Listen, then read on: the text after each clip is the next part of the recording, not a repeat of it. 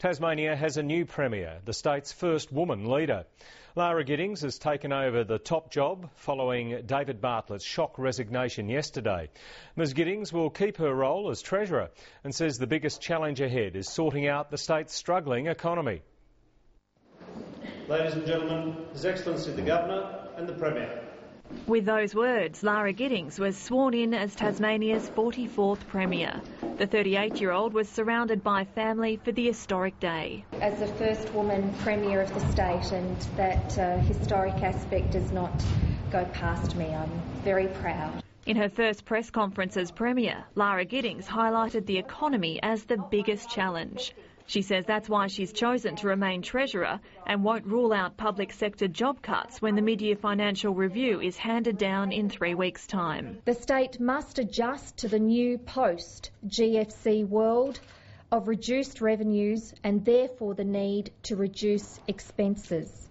Bryan returns to his old job as Deputy Premier, 5 years after he was relegated to the backbench over a deals for mates scandal.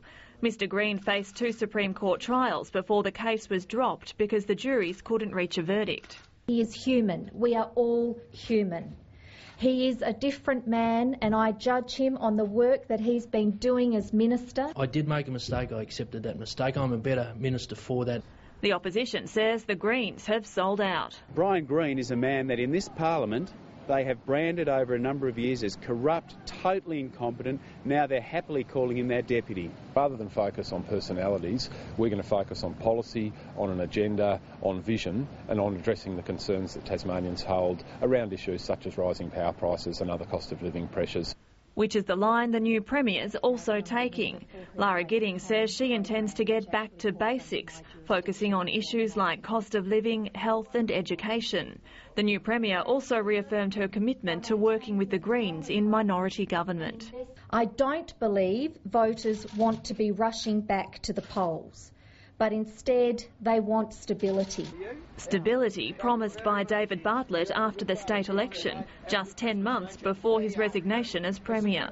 Mr Bartlett will remain in the Cabinet as Attorney-General and Justice Minister, but won't contest the next election in 2014.